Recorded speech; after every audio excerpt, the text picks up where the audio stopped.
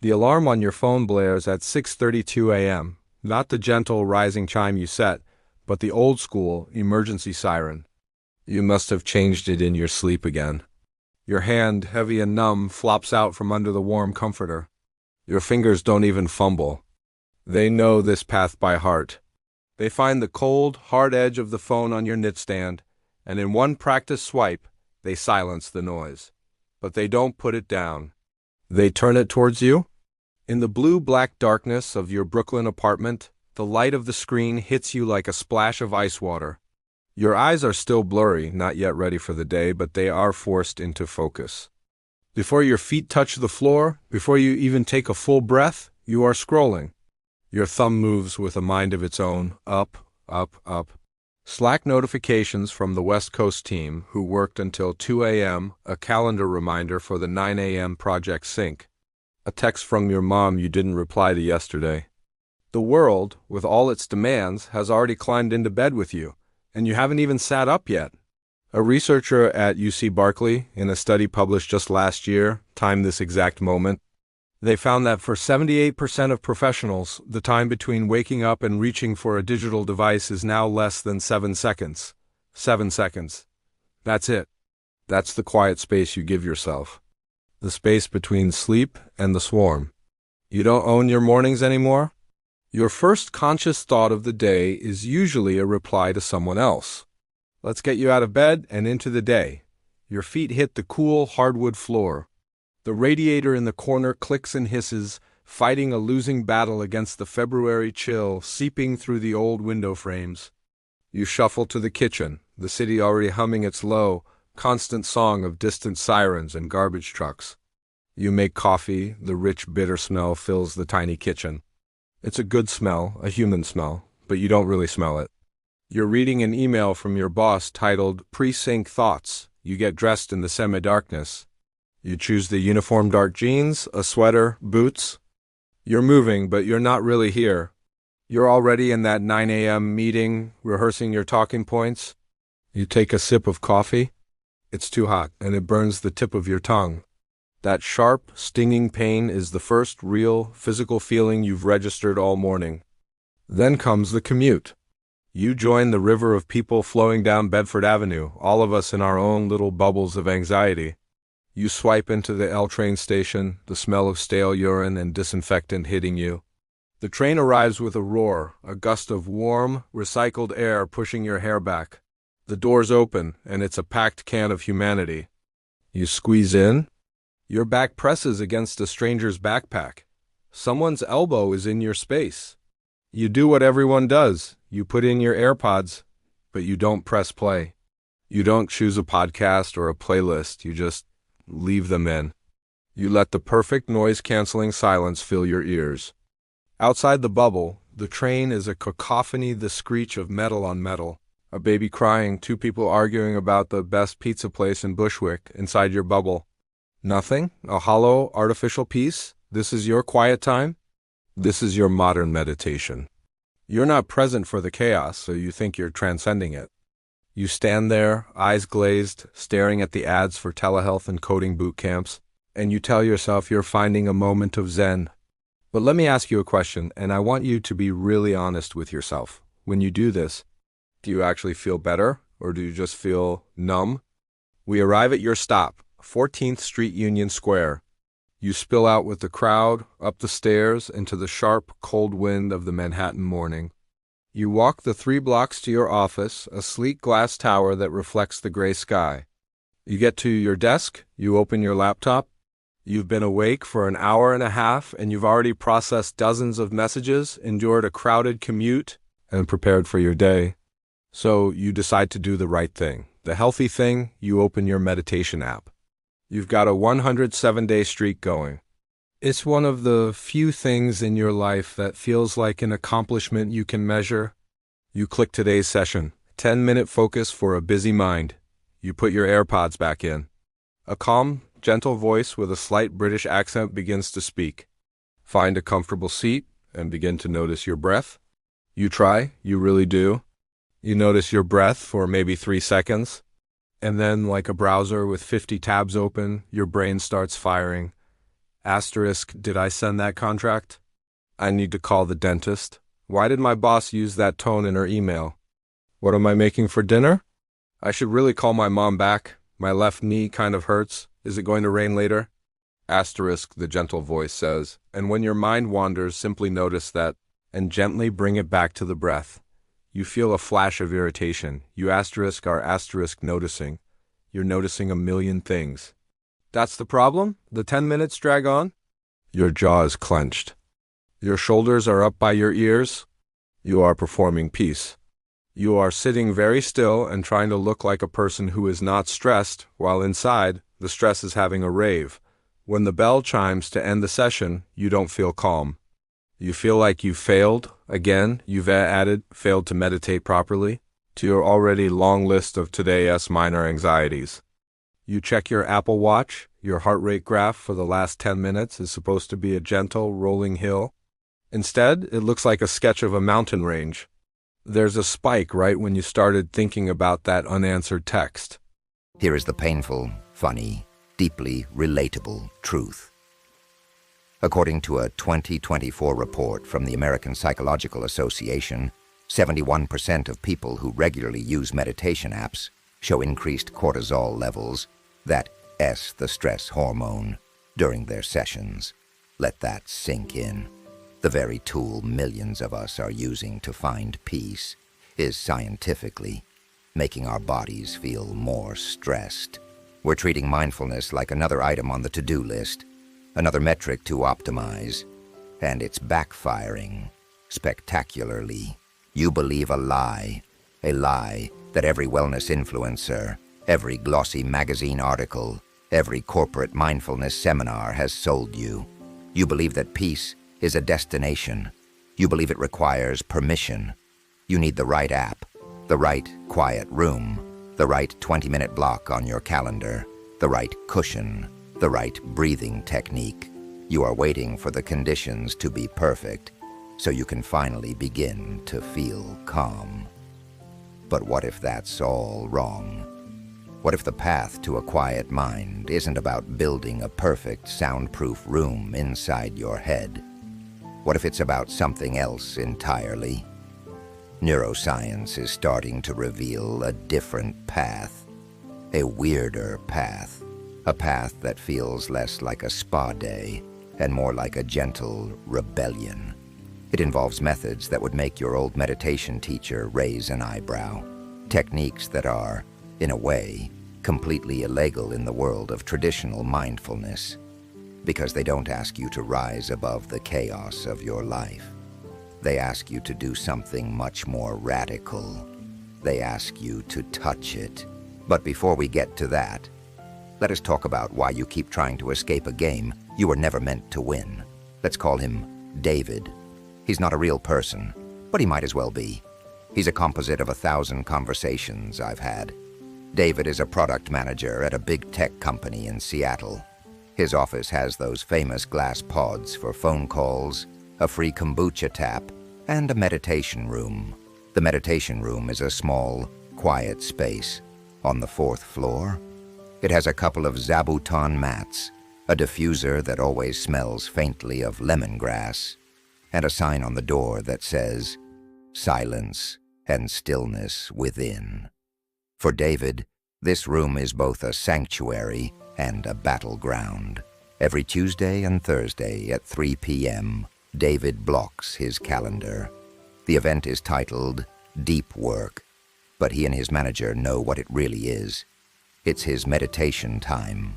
It counts the one thing he does for himself in a week. That is a blur of sprint planning, user stories, and debugging sessions that feel like chasing ghosts.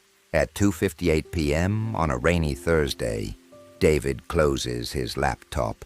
He stands up from his desk, his lower back giving a familiar, tight protest. He walks past the snack wall, past the ping-pong table that no one ever uses, and into the hallway that leads to the meditation room.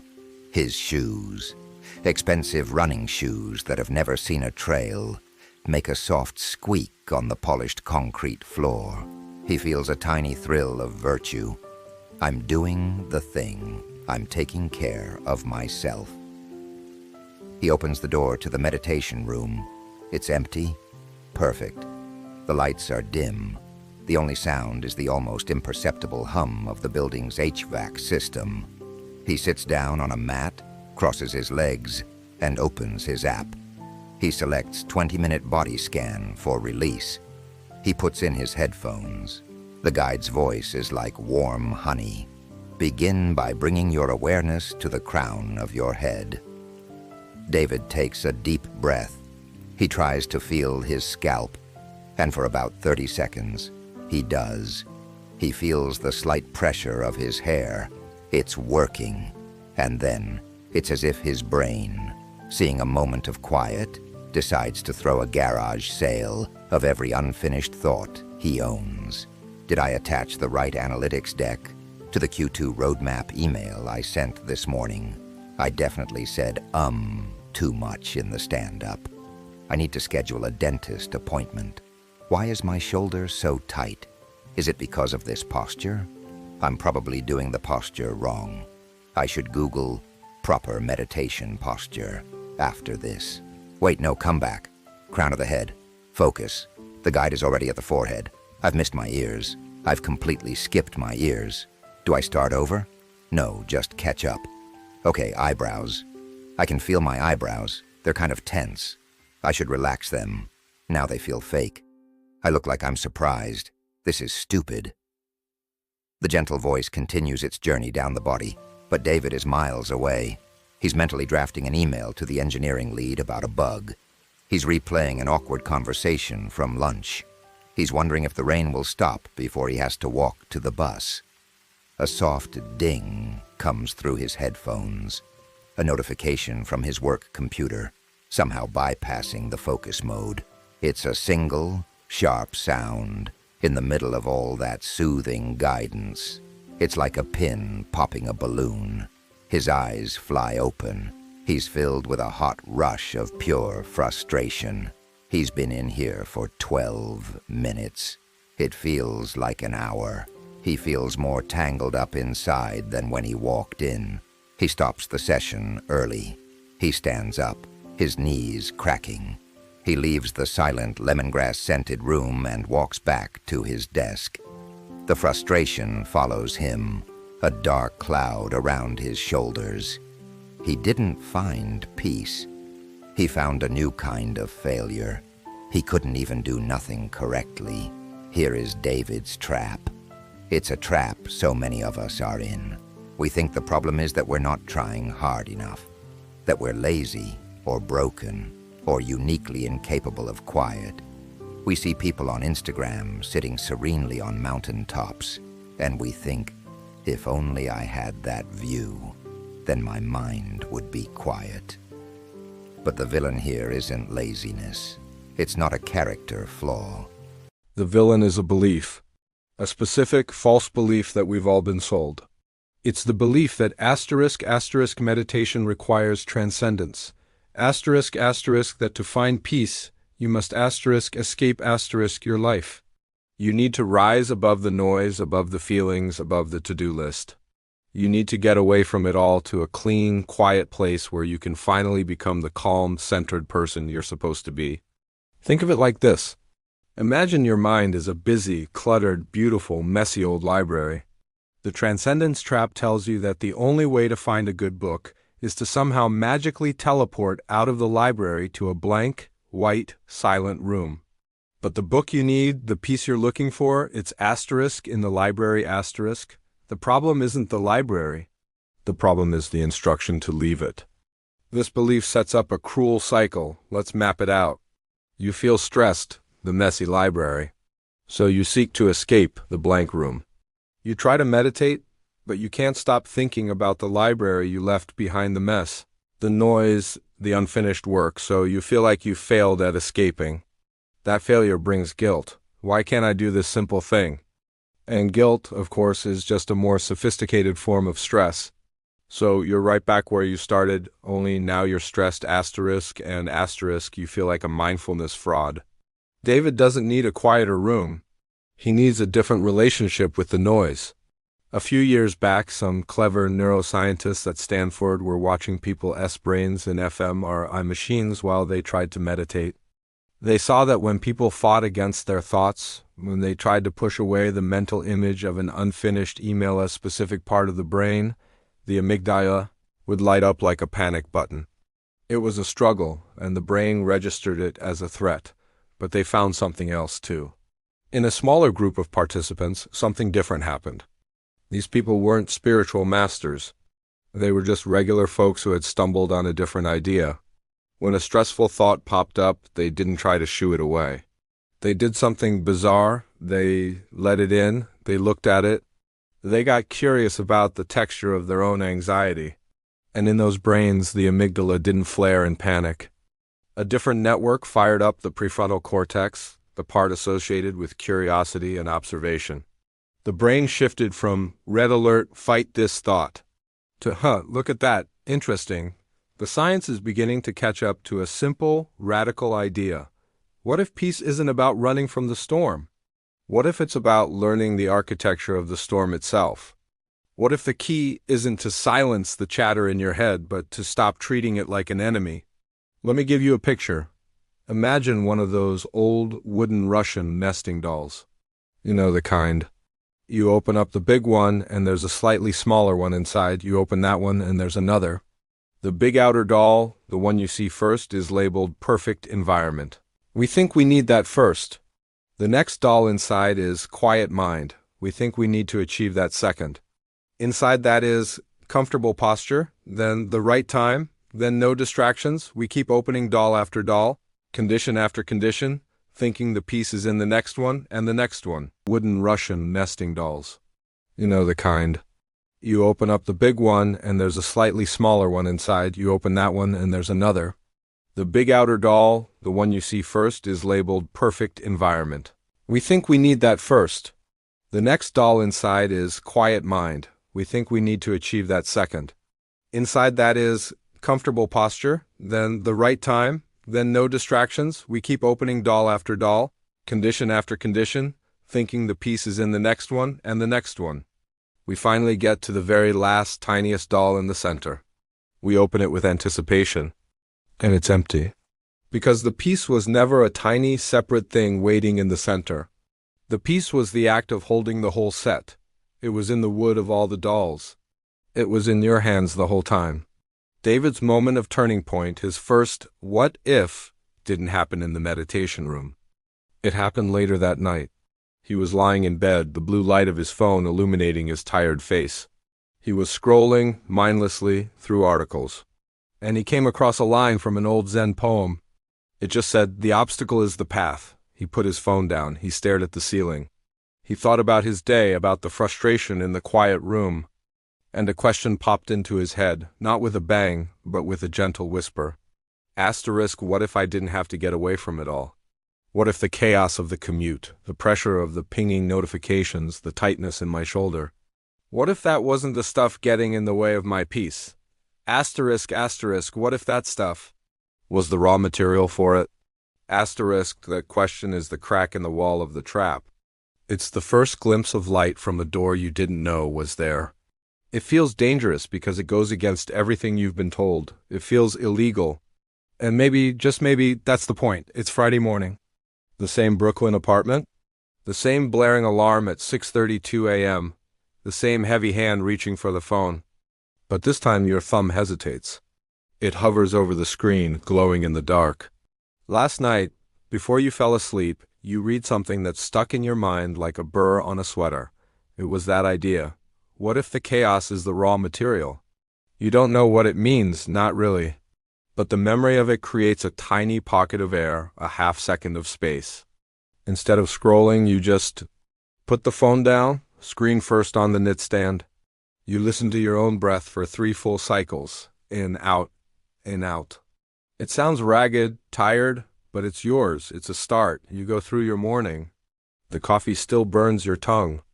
The February chill still bites. But something is different.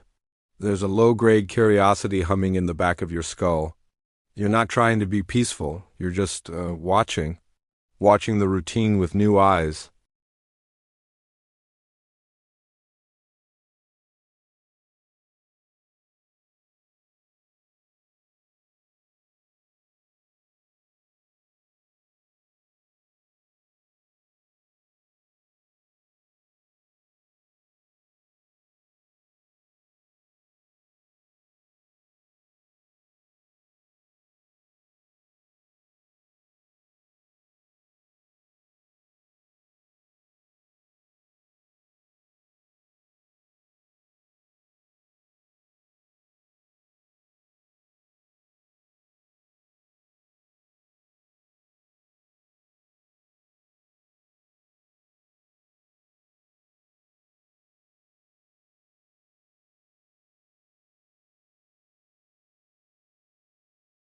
This is technique number 1, the subway surge.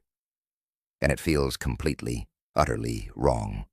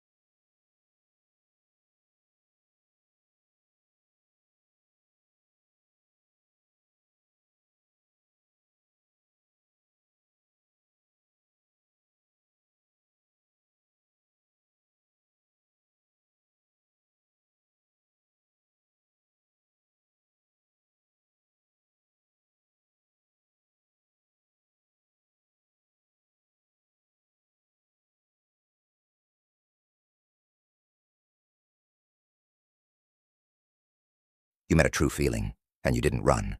You didn't even fight. You just said, okay, you exist. Show me what you've got. This is where 95% of people quit. Right here. Because it feels wrong. It feels backward.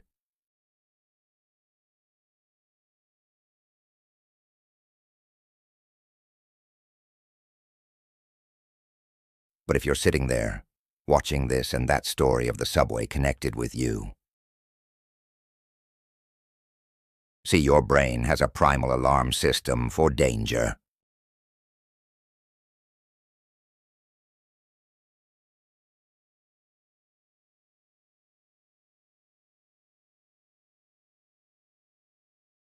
But when you turn and face the irritation with simple curiosity, your brain thinks, huh, the human is observing the tiger.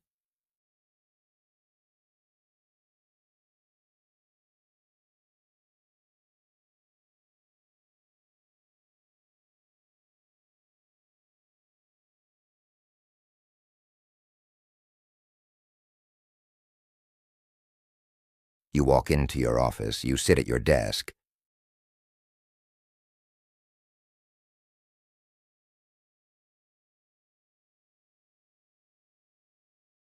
What did that irritation on the train just try to tell you?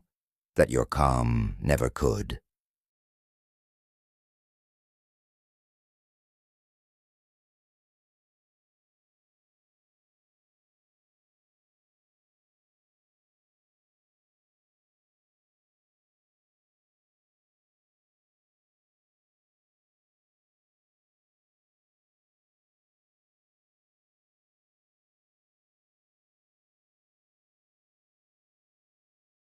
This is the daily war.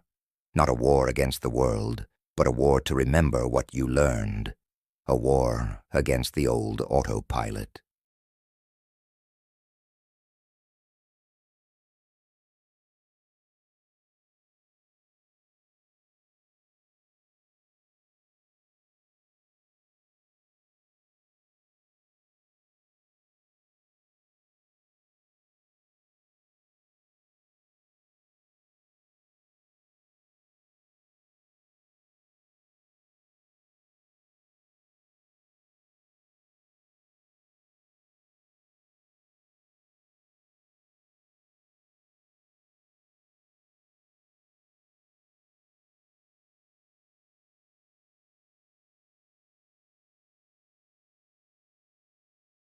This is where you deploy technique number 2, the data dump, the notification meditation.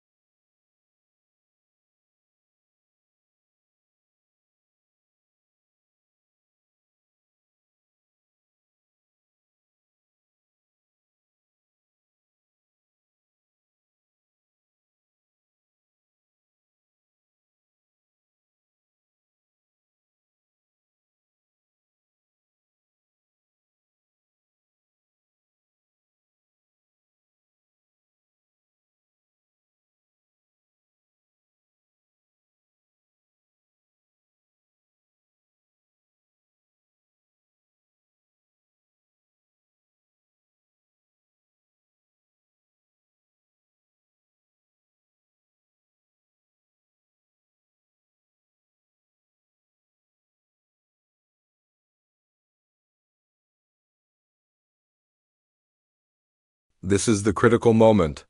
The old pattern would use this failure as proof that you're not cut out for this, and you'd abandon ship for the rest of the day, maybe the rest of the week, but there's a fix. It's called the asterisk, 3-second re-legalize, asterisk, asterisk. The moment you feel that regret, you stop. You physically stand up from your desk. You shake out your dominant hand, the one that just typed that reply like you reflicking water off your fingertips. You do it 3 times. Asterisk, shake, shake. Asterisk, then you say out loud in a whisper if you're in the office or in your head. Asterisk, asterisk, data point, not dictator. Asterisk, asterisk, it feels silly. It is silly. But that's the point. The physical action of shaking your hand breaks the neurological loop of anxiety and shame. The verbal statement reaffirms the rule. You are not your mistake.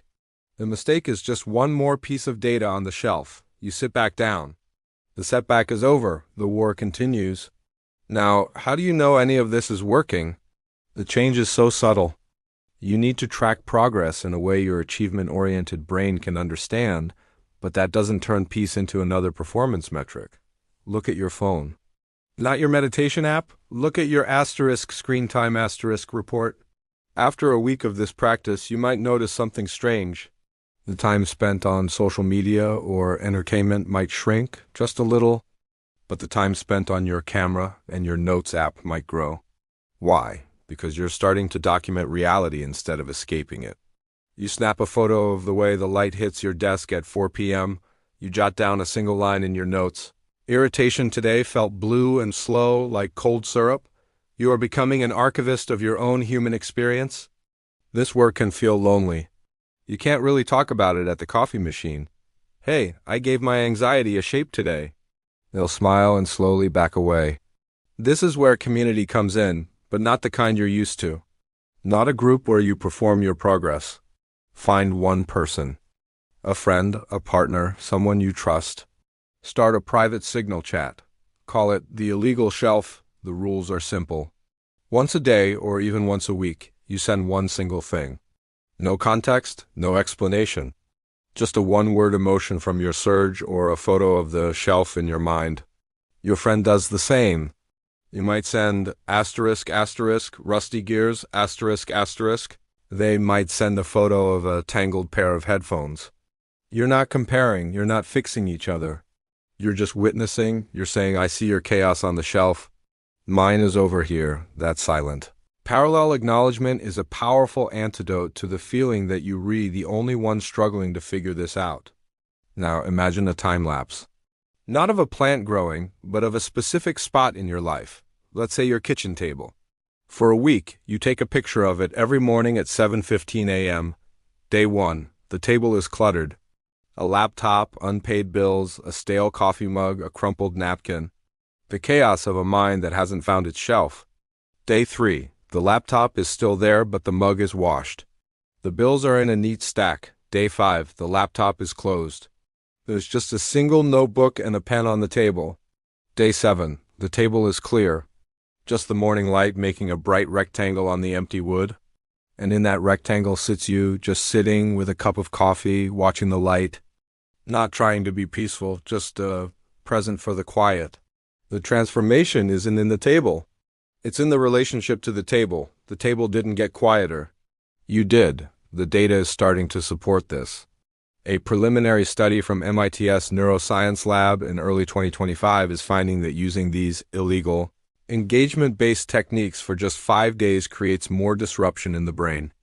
Default mode network. That the part that spins the story of me, and all my problems than 6 weeks of traditional detachment-based practice. You're not calming the story.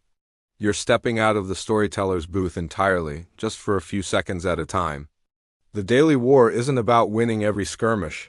It's about showing up for the battle and remembering your new, simple weapons, the surge, the shelf, the shake. It's about collecting the messy, beautiful data of it being alive, instead of trying to delete it. And in doing that, a deeper, quieter question starts to surface from beneath the daily noise. It's not about how to fix yourself anymore. It's a question of memory. A question of who you were before you were told that the chaos of your own life was the enemy. It's a Tuesday morning in May. The light coming through your Brooklyn window is different. It's not the harsh, flat gray of February. It's a soft, golden light, and it's alive with the dust motes dancing in the air. Your alarm goes off at 6:32 a.m., the same sound, but your hand doesn't shoot out. It rests on your chest for a moment, feeling the steady rhythm of your heartbeat. You turn your head and look at the phone glowing on the nightstand. You look at it like it's an object in a museum. Interesting, but not urgent. You get up, you make coffee. You stand at the window and you watch a pigeon land on the fire escape. You notice the way its head bobs, a funny, mechanical little dance. You smile. You don't take a picture, you don't think about anything else. You just watch the pigeon. The coffee smells rich and dark. You actually taste it, the bitterness, the warmth, the slight nutty flavor. It's a full experience. You check the time. It's 7:19 a.m. For the first time in years, you realize something: you have not touched your phone. You have not consumed a single piece of information from the outside world. The 7-second morning has stretched without any effort into 47 minutes. Not because you were meditating for 47 minutes, but because you were simply quietly alive in your own life.